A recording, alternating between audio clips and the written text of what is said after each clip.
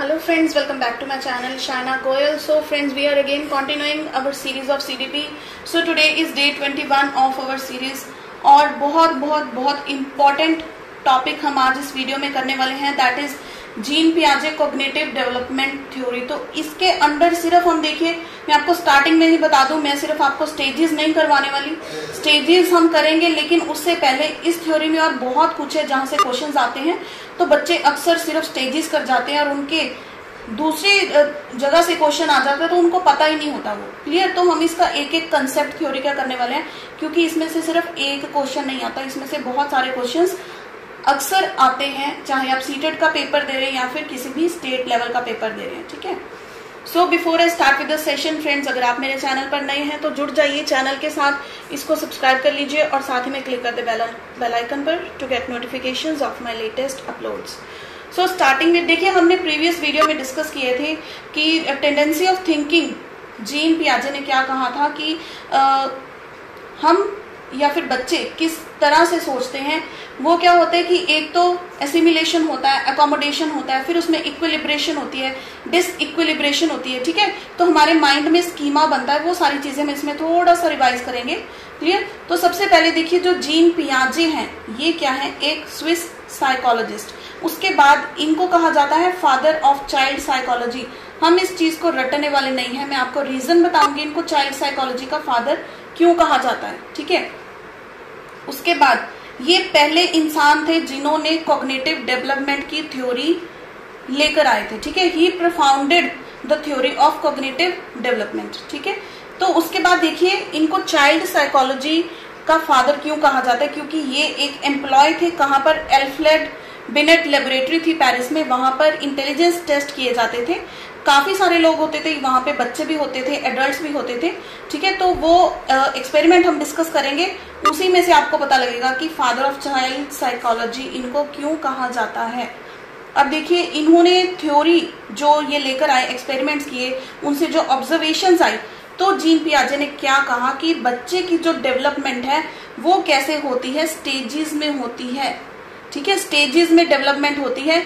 ये एक चीज और, कॉन्टिन्यूस डेवलपमेंट नहीं है। जीन पियाजे ने कहा कि जो डेवलपमेंट है वो डिसकॉन्टिन्यूस है, यानी कि स्टेजेस में अगर होती है, ठीक है। उसके बाद हम क्या कहेंगे कि ये क्या है, एक रेडिकल कंस्ट्रक्टिविस्ट। अब हमने कंस्ट्रक्टिविज्म टॉपिक किया था, जिसमें मैंने बताया था आपको कंस्ट्रक्टिविज्म क्या है, कि बच्चा अपनी नॉलेज खुद से कंस्ट्रक्ट करता है। ऐसे नहीं है कि कोई उसको स्पून फीडिंग करवाएगा या फिर उसके दिमाग में कोई घुसेड़ेगा कोई चीज, ठीक है, घुसा देगा। जैसे मैं आपको ये चीजें पढ़ा रही हूँ, आपको मैं इंफॉर्मेशन दे रही हूँ, लेकिन इसको अपने माइंड में नॉलेज की तरह किस तरह से रखना है, कितना रखना है, वो आप पर डिपेंड करता है। बच्चा अपनी नॉलेज को अपने माइंड में खुद कंस्ट्रक्ट करता है, दैट इज कंस्ट्रक्टिविज्म।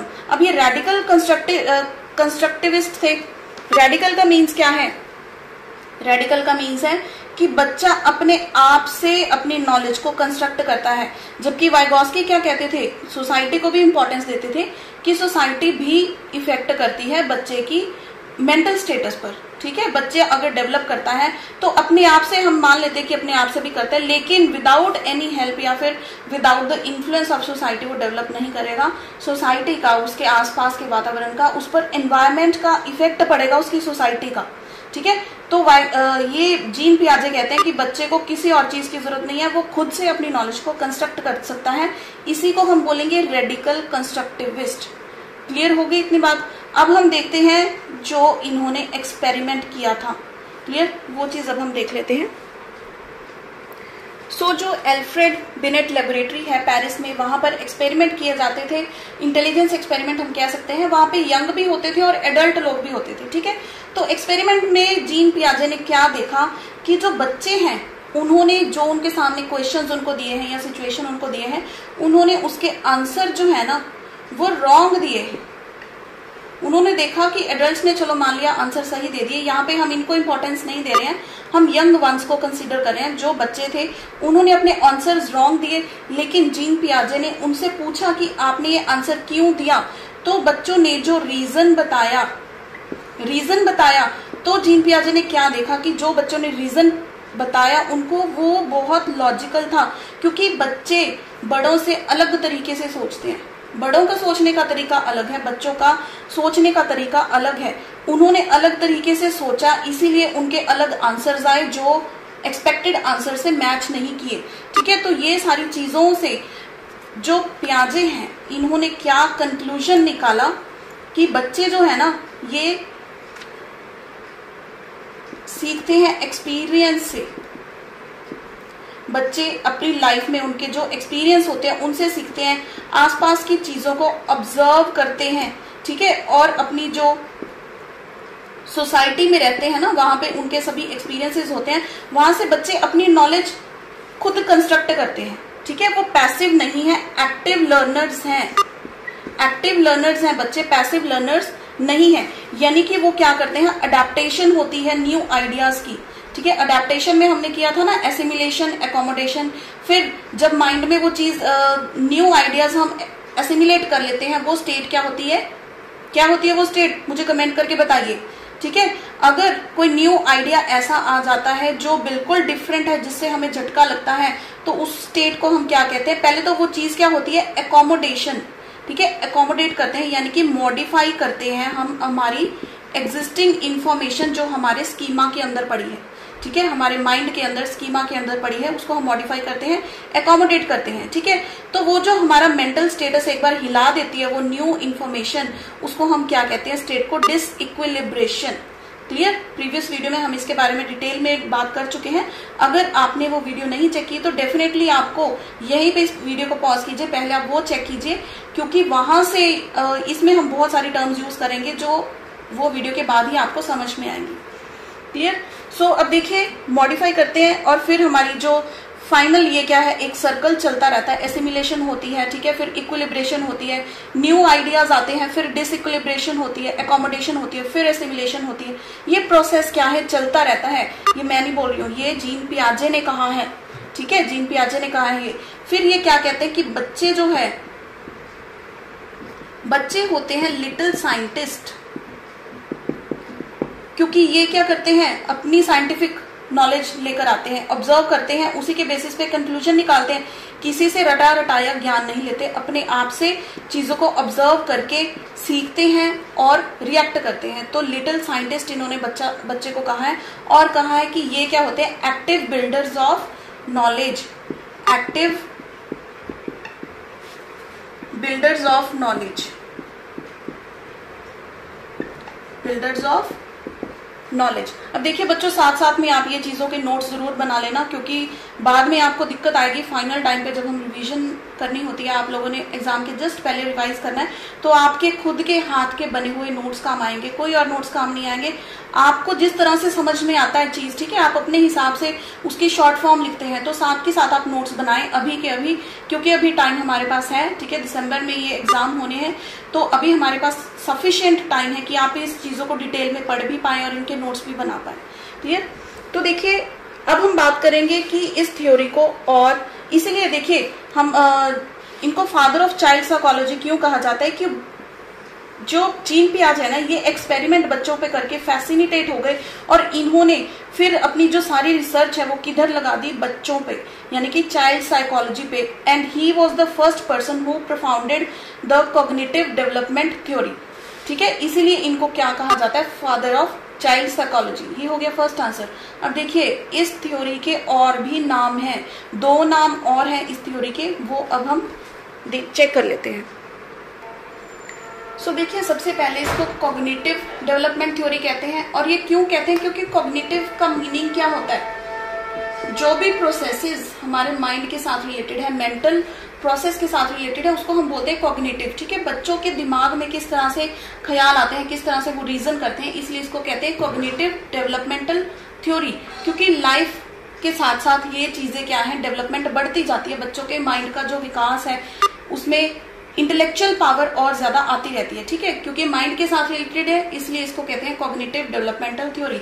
अब सेकंड इसको क्या कहते हैं हम, स्टेज थ्योरी, क्योंकि पियाजे ने स्टेजेस दी हैं, 4 स्टेजेस दी हैं डेवलपमेंट की, जिनके बेसिस पर ये कहते हैं कि बच्चा जब इतने एज में होता है तो उसकी इस हद की डेवलपमेंट होती है, जब वो सेकंड स्टेज में जाता है तो ये सारी चीजें वो डेवलपमेंट में एग्जिबिट करता है, अपनी जो रिएक्शंस हैं, एक्शंस हैं। क्लियर, इसलिए ये कहते हैं कि इसको स्टेज थ्योरी भी कहा जाता है। Then the third is developmental stage theory. इसको डेवलपमेंटल स्टेज थ्योरी क्यों कहते हैं?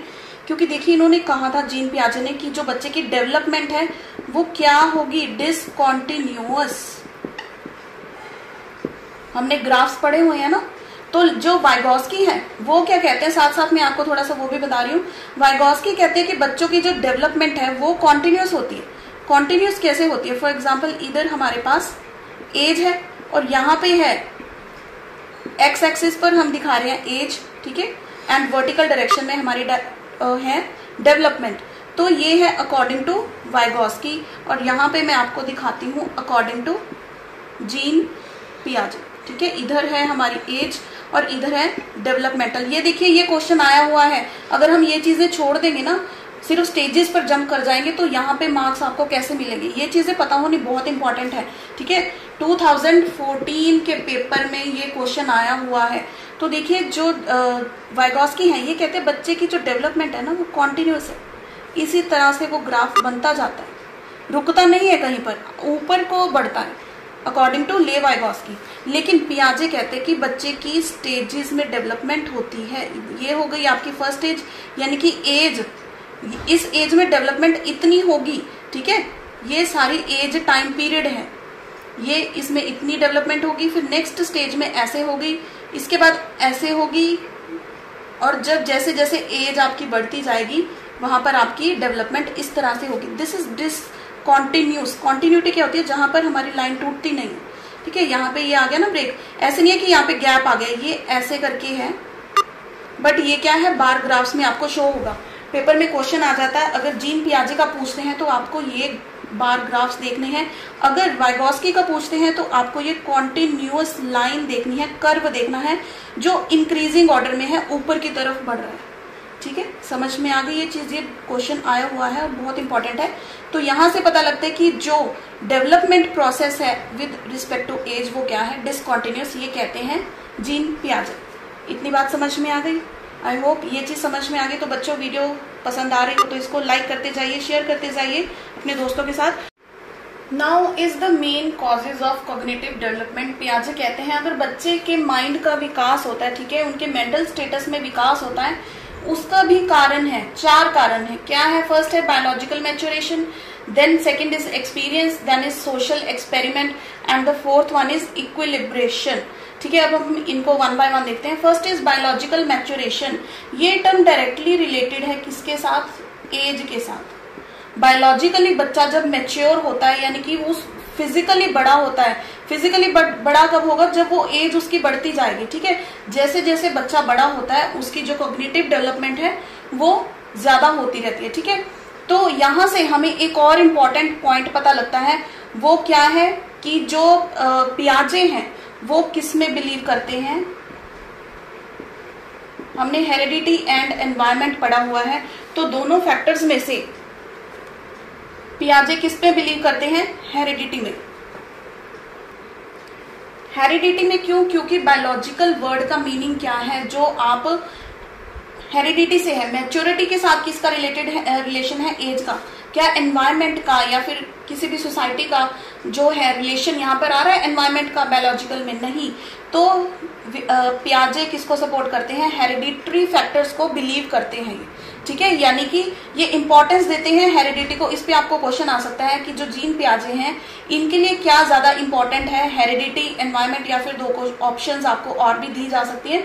तो हेरिडिटी पर ये फोकस ज्यादा करते हैं, इसलिए इनको हम क्या कहते हैं? इनेटिस्ट। ये वर्ड आप नोट डाउन कर लीजिए, पूछ सकते हैं क्वेश्चन में, ऑप्शंस में आ सकता है। इनेटिस्ट कौन होता है? जो बंदा हेरिडिटी में बिलीव करता हो कि हेरिडिटी का इफेक्ट होता है, ठीक है, उसको हम क्या कहते हैं? इनेटिस्ट। तो जीन पियाजे क्या है? इनेटिस्ट हैं, ठीक है। ये बात क्लियर हो गई। इसको इस पॉइंट में हमने क्या देखा कि बेसिकली जो बच्चे की कॉग्निटिव डेवलपमेंट है वो कैसे होती है? हेरिडिटरी फैक्टर से विद द ग्रोइंग एज। और इसी कारण जीन पियाजे को क्या कहा जाता है? इनेटिस्ट, क्योंकि ये एनवायरमेंट में बिलीव नहीं करते हैं, ये बिलीव करते हैं हेरिडिटी में, ठीक है। तो अब नेक्स्ट है एक्सपीरियंस। अब हम कहते हैं कि एक्सपीरियंस के साथ साथ बच्चा खुद सीखता है। ये कहते हैं ना कंस्ट्रक्टिविस्ट हैं, ये कंस्ट्रक्टिविस्ट कौन से हैं? रेडिकल कंस्ट्रक्टिविस्ट हैं। जीन पियाजे कहते हैं कि बच्चा खुद एक्सपीरियंस करता है अपनी रियल लाइफ में वो गलतियां करता है, उससे सीखता है। ऐसे नहीं है कि उसको स्पून फीडिंग के साथ कुछ सिखाया जा रहा है, ठीक है, वो गलतियां करता रहता है, सीखता रहता है, या फिर ऑब्जर्व करता रहता है, लोगों को सीखता रहता है, तो अपने एक्सपीरियंसेस से वो सीखता है, ठीक है। Next is social experiment. Social experiment कैसे होते हैं? सोसाइटी के साथ इंटरेक्ट करता है, लेकिन सोसाइटी उसको डायरेक्टली कुछ नहीं सिखाती है, वो खुद सीखता है। समझिए इस बात को, ये मत सोचना कि यहाँ पे सोशल एक्सपेरिमेंट आ गया इट मींस जीन पियाजे क्या कहते हैं कि सोसाइटी बच्चे पे इफेक्ट डाल रही है, ठीक है।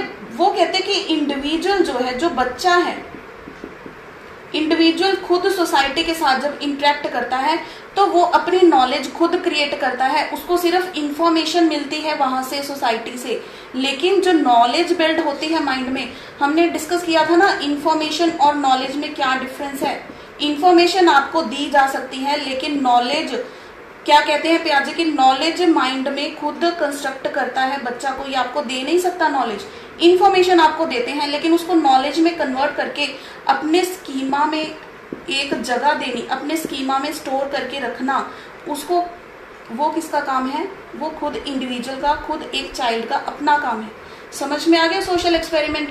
इसका मतलब ये नहीं कि ये सोसाइटी को बिलीव करते हैं, ये बिल्कुल स्ट्रिक्टली रेडिकल कंस्ट्रक्टिविस्ट हैं जो कहते हैं कि बच्चा खुद नॉलेज क्रिएट करता है, सोसाइटी उसको कुछ हेल्प नहीं करती है, ठीक है, वो चीजें उस पर इफेक्ट नहीं करती है। Then the final is equilibration. अब इक्विलिब्रेशन क्या है ये हम डिस्कस बहुत अच्छे से कर चुके हैं। एसिमिलेशन, एकोमोडेशन, याद आई पिछली वीडियो में हमने किया था, क्या था वो चीज? अडेप्टेशन के अंडर हमने क्या किया था? अडेप्टेशन बेसिकली क्या होता है कि जो भी नॉलेज बच्चे के पास होती है, एसिमिलेशन, बच्चे के माइंड में कुछ एग्जिस्टिंग नॉलेज होती है, ठीक है, उसमें उसी तरह की कोई न्यू नॉलेज और आ जाती है, ठीक है, उसी का एनहांस्ड वर्जन समझ लीजिए, तो वो नॉलेज क्या हो जाती है? एसिमिलेट माइंड में। तो जब एसिमिलेट हो गई तो माइंड का लेवल क्या हो जाएगा? इक्विलिब्रेशन स्टेट में हो जाएगा। जब इक्विलिब्रेशन स्टेट में है तब बच्चे के सामने कोई न्यू स्ट्राइकिंग सी सिचुएशन आ गई जो उसके लिए एकदम से झटके वाली थी या चैलेंजिंग थी, जो बच्चे को पहले नहीं पता था, ठीक है, तो वहां पर कौन सी स्टेट हो गई? Disequilibration. Clear? Disequilibration हो गई तो बच्चे ने उसको अपने स्कीमा में क्या किया? एकोमोडेट किया, यानी कि यहाँ पर क्या हुआ? एकोमोडेशन हुआ। फिर एकोमोडेशन के बाद फिर से कहां पर जाकर ये जो कड़ी है जुड़ गई? एसिमिलेशन पे। तो ये एक सर्कुलर चीज है, एक लूप है। कंप्यूटर के स्टूडेंट्स बहुत अच्छे से समझ पाएंगे, लूप होता है जो नेवर एंडिंग प्रोसेस होता है, चलता जाता है ये थ्रू आउट द लाइफ, ठीक है, समझ में आ गया? ये एक लूप की तरह एक्ट करता है। This is clear? तो इक्विलिब्रेशन क्या होता है? Basically balance. बच्चा जो भी चीज सीखता है उसको अपने माइंड में, अपने स्कीमा में उसका एक बैलेंस क्रिएट करता जाता है with the passage of time. I hope this thing is clear. अगर क्लियर है तो मुझे थम्स अप दिखाओ अभी के अभी। So now finally is the stages of cognitive development. देखिए इससे पहले कितना कुछ था हमारे पास समझने के लिए, जो बच्चे अक्सर क्या करते हैं उसको स्किप कर देते हैं, सिर्फ डायरेक्टली स्टेजेस पर पहुंच जाते हैं कि शायद क्वेश्चन स्टेजेस में ही यहाँ से आएंगे। देखिए यहाँ से भी बहुत क्वेश्चंस आते हैं, लेकिन इससे पहले का पार्ट जो हमने पढ़ा है वहां से भी बहुत क्वेश्चंस फ्रेम होते हैं, तो वो भी बहुत इंपॉर्टेंट पार्ट है।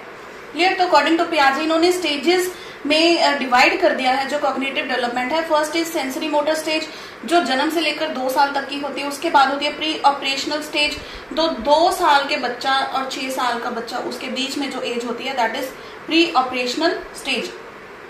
देन इज कंक्रीट ऑपरेशनल जो 7 से 11 साल तक होती है। Then finally is the formal operational stage जो 11 साल से अबव। क्लियर? तो ये सारी जो स्टेजेस हैं इसको हम नेक्स्ट वीडियो में कंटिन्यू करेंगे क्योंकि ये बहुत लंबी जाने वाली हैं। तो नेक्स्ट वीडियो में हम कंप्लीट ये जो चारों स्टेजेस हैं ये डिस्कस करने वाले हैं। और अगर फ्रेंड्स आपको आज की वीडियो में कोई भी डाउट हो तो आप मुझे कमेंट कर सकते हैं। आने वाली वीडियो में हम पहले वो डाउट्स भी क्लियर कर लेंगे और साथ में इसकी जो स्टेजेस हैं ये भी बहुत डिटेल में अच्छे से देखने वाले हैं। और साथ में हम थोड़े से प्रीवियस क्वेश्चंस भी डिस्कस करेंगे बीच बीच में जो एमसीक्यू की फॉर्म में आए हुए हैं पिछले एग्जाम्स में। सो फ्रेंड्स वीडियो हेल्पफुल रही हो तो इसे लाइक एंड शेयर जरूर कीजिएगा। मिलते हैं अगली वीडियो में। Till then keep watching.